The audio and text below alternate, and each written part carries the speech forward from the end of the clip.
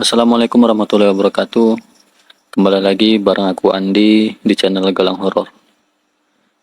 Dan kali ini aku bakal ngebawakan cerita terakhir tentang kisah Mbok Darmi. Dimana kemarin di part 18 aku udah share di grup Facebook, dan ini aku bakal lanjutkan buat kalian semua pecinta kisah Mbok Darmi. Setelah keributan itu, akhirnya Sari memutuskan untuk pergi ke desa tempat Rara disekap. Dengan berat hati, Junaidi pun mengizinkan Sari untuk pergi ke tempat itu. Awalnya, Junaidi berniat untuk membiarkan Sari pergi sendiri ke desa itu. Namun, mendadak ia mengurungkan niatnya dan memutuskan untuk ikut bersama dengan Sari. "Di mana kamu taruh kunci mobil kita, Mas? Kamu mau apa mencari kunci mobil, sayang?" Pakai ditanya lagi. "Ya, aku mau pergi ke desa itu. Aku ingin membebaskan Rara dari sekapan Mbok Darmi." "Apa sih yang ada di pikiran kamu? Apa kamu pikir dengan pergi sendiri bisa membuat kamu berhasil membawa Rara kembali ke rumah ini? Kenapa aku harus ragu? Sementara aku adalah ibu kandungnya. Dan kamu sebagai seorang ayah, apa tidak terfikirkan untuk membebaskan anak kamu sendiri?" "Siapa bilang aku tidak ingin membebaskan Rara, anakku sendiri? Tapi, aku masih memikirkan cara apa yang bisa kita lakukan. Sedangkan yang kita hadapi ini bukanlah manusia, melainkan sosok arwah jahat yang bisa kapan saja mencelakai kita berdua." "Mas, kamu dengar kata-kataku ya. Kita masih punya Tuhan yang akan selalu menjaga kita dari segala kebatilan dan kejahatan. Kalaupun kita harus berakhir di tangan jin itu, bukan karena dia, melainkan Tuhan sudah menakdirkan aku dan kamu berakhir di tangannya untuk menyelamatkan dan membalas segala kebaikan Rara selama ini. Sudahlah Mas, semakin lama ngobrol denganmu, semakin aku membuang waktu untuk sampai di desa itu. Sekarang berikan kunci mobilnya, agar aku bisa berangkat sekarang juga." "Aku tidak akan membiarkanmu pergi seorang diri ke desa itu. Aku ikut bersamamu. Kita berangkat bersama-sama," ucap Junaidi. "Apa kamu yakin dengan ucapanmu, Mas?" "Iya, aku yakin banget. Tapi, bagaimana dengan Alia dan Rani?" tanya Sari. "Ada suster yang bisa menjaga mereka berdua. Tapi, ada lebih baiknya jika mereka kita bawa ke rumah orang tuamu saja lebih dulu, agar ada yang mengurusi mereka selama beberapa hari ke depan selama kita pergi." "Oke, aku setuju, Mas." "Ya sudah, kita berangkat sekarang. Kamu panggil anak-anak, biar aku memanaskan mesin mobil dulu." "Baik, Mas." "Alia, Rani, ayo turun sini. Kita mau ke rumah oma dan opa kalian." "Baik, Mas, sebentar." "Kita beneran mau ke rumah oma dan opa ya, Ma?" "Iya, sayang. Mama dan Papa ada pekerjaan mendadak yang mengharuskan kami berangkat keluar kota malam ini juga. Jadi, untuk sementara waktu, kalian berdua tinggal bareng opa dan oma dulu ya. Mama dan Papa berapa lama perginya?" "Kami tidak lama kok, sayang. Paling hanya beberapa hari saja." "Ya sudah kalau begitu, Ma."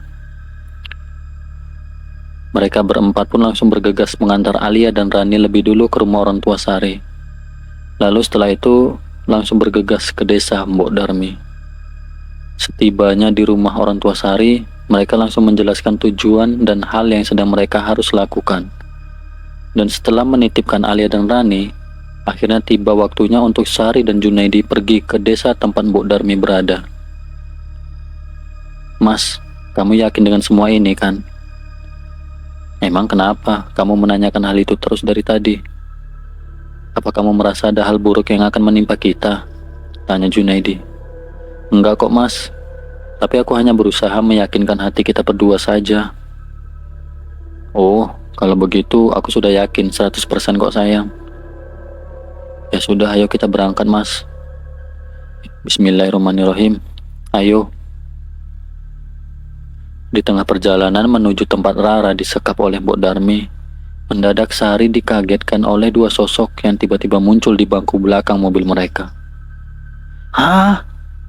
Kalian siapa? Kenapa kalian mengikuti kami?" teriak Sari mengagetkan Junaidi. Apaan sih kamu? Teriak gak jelas seperti itu. Itu coba kamu lihat di belakang, ada siapa? Ada siapa? Kita kan hanya berdua saja. Sudah cepat kamu lihat, kebanyakan omong banget sih kamu. Iya kalau begitu. Hai, ucap Maria dan Ucup. Kenapa kalian berdua ada di sini? Sejak kapan kalian mengikuti kami? Kamu ngomong dengan siapa sih? Tanya Sari. Aku lagi ngobrol dengan mereka yang di belakang. Bukannya tadi kamu yang menyuruhku melihat mereka di belakang? Iya sih. Tapi kok kamu sepertinya kenal banget dengan mereka? Memangnya mereka siapa? Oh, mereka inilah sahabat Rara selama dia tinggal dengan sosok itu. Mereka ini Ucup dan Maria. Mereka merupakan arwah anak kecil yang sudah meninggal lama banget di masa dulu. Dan mereka berteman dengan Rara selama ini. Sebenarnya mereka bertiga. Namun salah satu dari mereka masih ditawan oleh sosok jahat itu.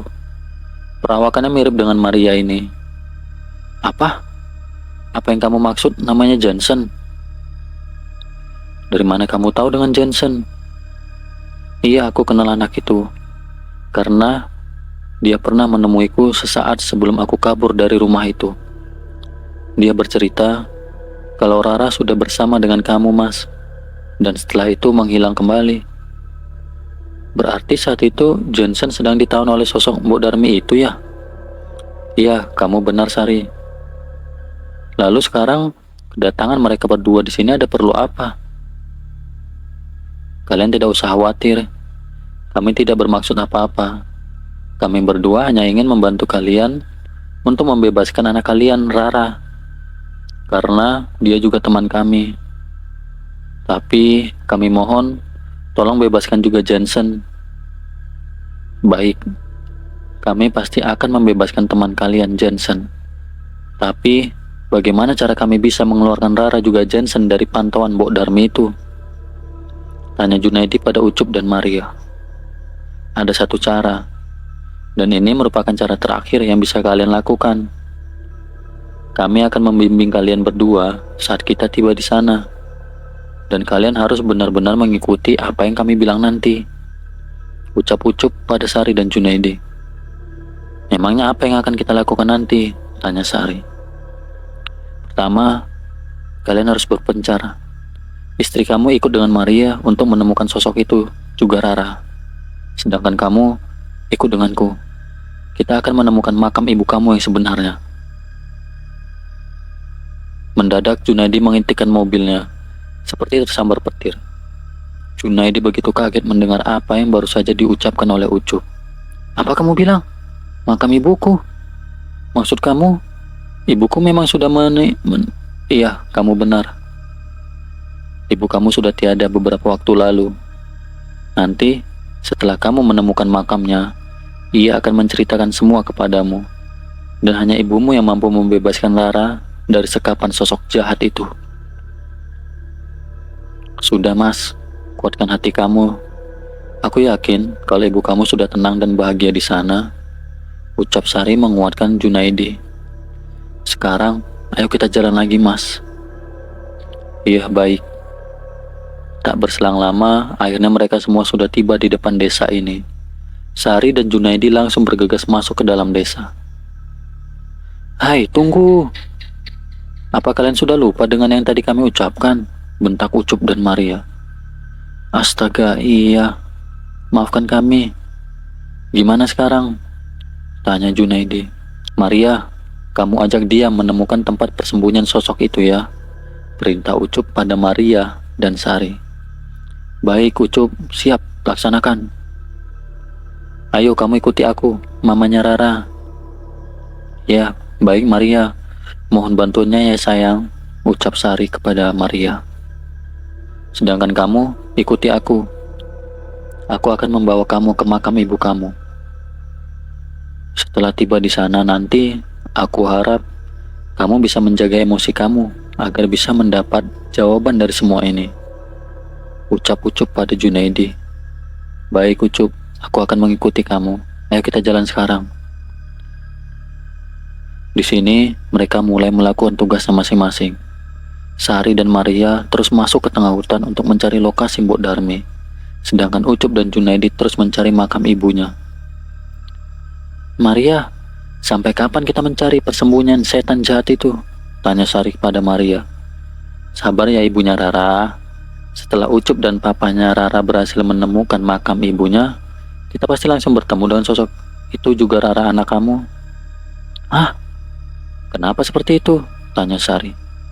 Iya, karena dengan bantuan ibu dari suami kamu, kita bisa membebaskan Rara dan Johnson. Sementara di tempat lain... Junaidi, berhenti! Ucap Ucup spontan. Ada apa, Ucup?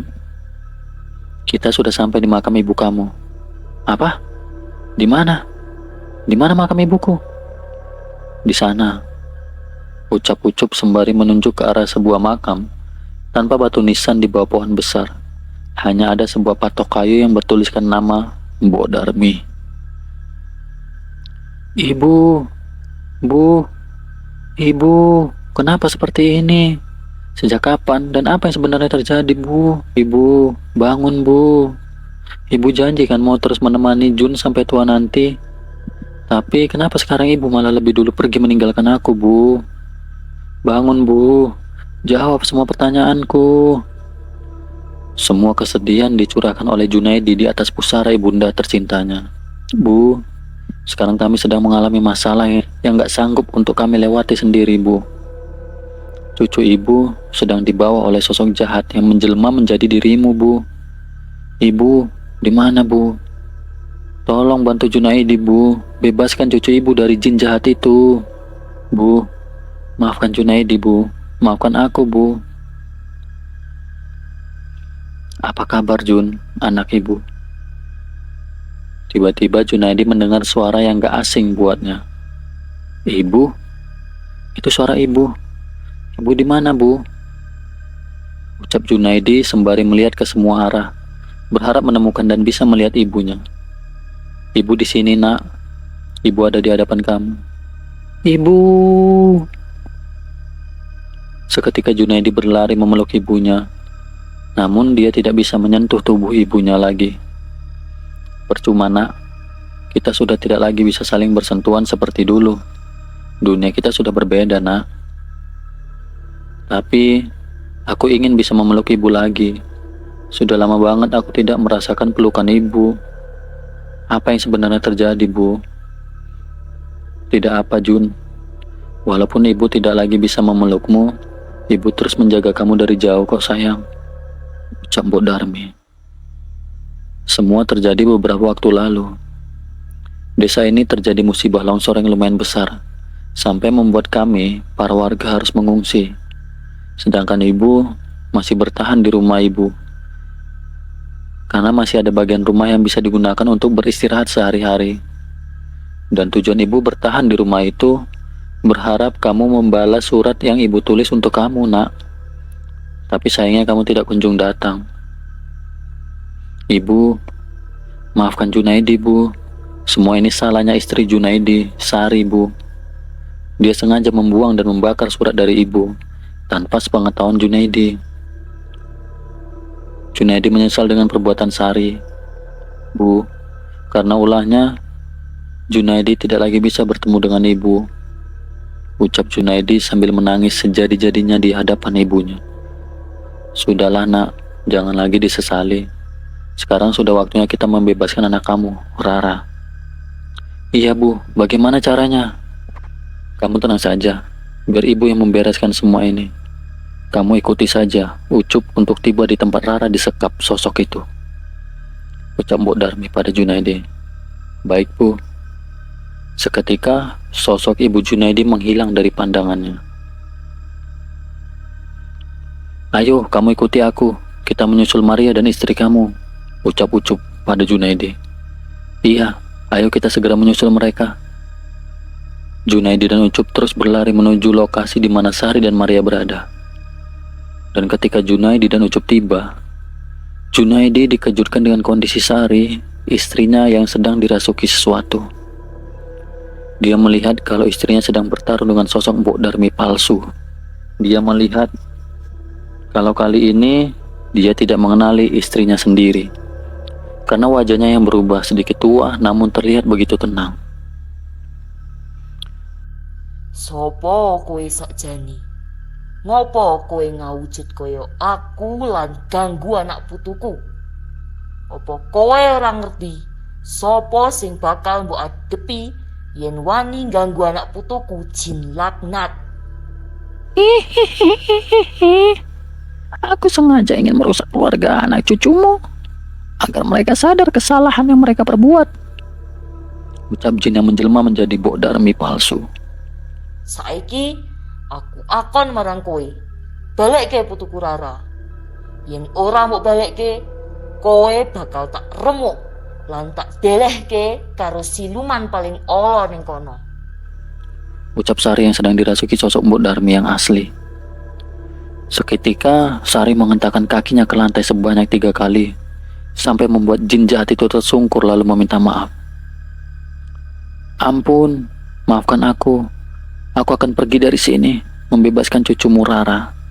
Silakan bawa kembali cucumu ini. Bawa juga arwah anak kecil Belanda ini.